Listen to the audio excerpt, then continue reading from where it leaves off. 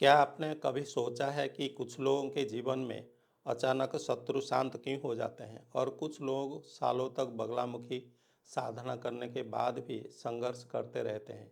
सिर्फ ये मंत्र नहीं, सिर्फ जप नहीं, बल्कि एक ऐसी गुप्त शक्ति है, माता बगलामुखी जी की कवच, बगलामुखी कवच, जिसे सही विधि से प्रयोग किया जाए तो शत्रु की वाणी, बुद्धि और शक्ति तीनों स्तंभित हो सकते हैं।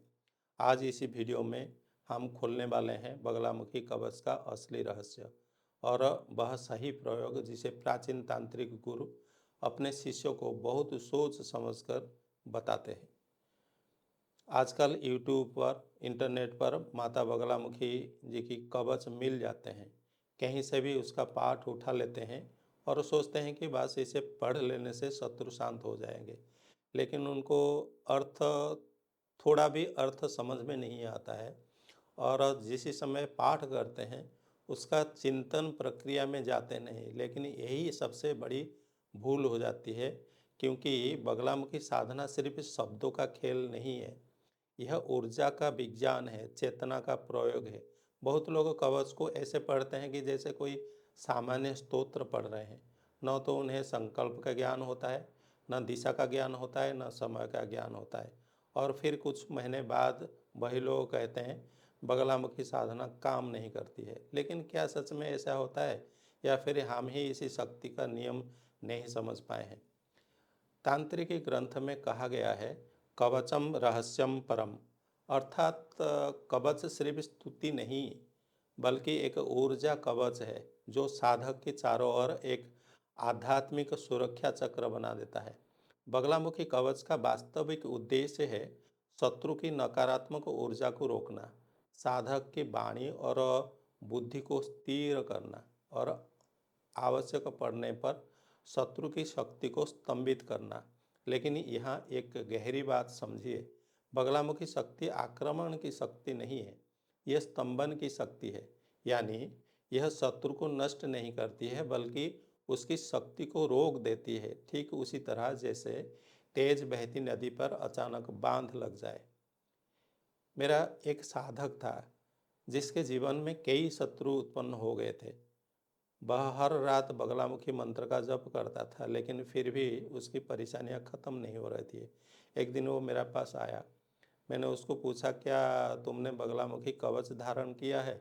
साधक ने कहा, मैं तो सिर्फ मंत्र जप करता हूँ। मैंने उसको बताया कि मंत्र तुम्हारी शक्ति है, लेकिन कवच तुम्हारी रक्षा है। मैंने उसको कवच का विधि सिखाया।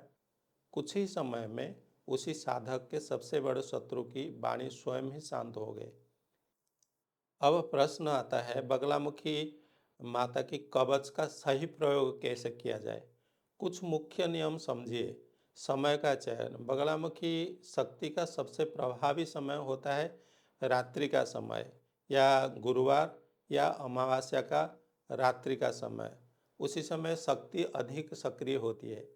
जब बगलामुखी जी का पाठ कर रहे हैं, आप दक्षिण दिशा माने साउथ की ओर आप फेस करके बगलामुखी माता का साधना जो कवच सुनिए। देवी को पीला रंग अत्यंत प्रिय है, इसीलिए साधना में पीले वस्त्र, हल्दी की माला, पीले आसन, इसका प्रयोग से जो शक्ति है, ऊर्जा है, अधिक स्टेबल होती है, स्थिर होती है।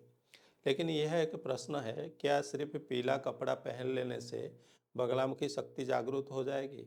नहीं, क्योंकि असली शक्ति मन की एकाग्रता में ही होता है। अगर मन इधर उधर भटक रहा है तो हजार जप भी कम प्रभावी हो सकता है। कवच पढ़ने से पहले स्पष्ट संकल्प लेना बहुत महत्वपूर्ण है। लेकिन ध्यान रहे, संकल्प अन्याय या बदला लेने की भावना से नहीं होना चाहिए। बगलामुखी शक्ति न्याय की ऊर्जा है। अगर संकल्प शुद्ध है तो शक्ति भी साथ देती है। कवच का ध्यान जरूर करें। कवच पढ़ते समय केवल शब्द न पढ़ें। कल्पना करें कि देवी की, माता बगलामुखी की पीली तेजस्वी शक्ति आपके चारों ओर एक सुरक्षा मंडल बना रही है, जैसे कोई अदृश्य कवच आपको घेर रहा हो। यही मानसिक ध्यान कवच को सक्रिय बना के रखता है। अब वो एक गहरी बात बात समझिए। कई बार शत्रु हमारा बाहर नहीं होते हैं, कई बार सबसे बड़ा शत्रु होता है हमारा भय, हमारा अस्थिर बुद्धि, हमारे कमज़ोर वाणी और बगलामुखी शक्ति सबसे पहले इन्हें ही स्तंभित करती है। जब भीतर का भय शांत हो जाता है तो बाहर के शत्रु भी धीरे धीरे शांत होने लगता है। लेकिन एक सवाल खुद से पूछिए, अगर अचानक आपके शत्रु की वाणी बंद हो जाए और वह आपके नुकसान पहुंचाने की क्षमता खो दे, तो क्या आप उसी शक्ति को संभाल पाएंगे? यही कारण है कि प्राचीन गुरु माता बगलामुखी का साधना बहुत सोच समझ करके देते थे। बगलामुखी कवच कोई साधारण स्तोत्र नहीं है, याद रखिए।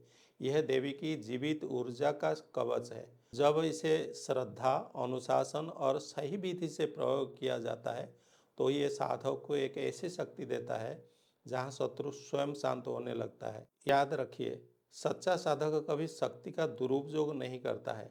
वह शक्ति को केवल धर्म रक्षा और संतुलन के लिए प्रयोग करता है, और शायद यही कारण है कि बगलामुखी शक्ति को कहा जाता है स्तंभन की महाशक्ति।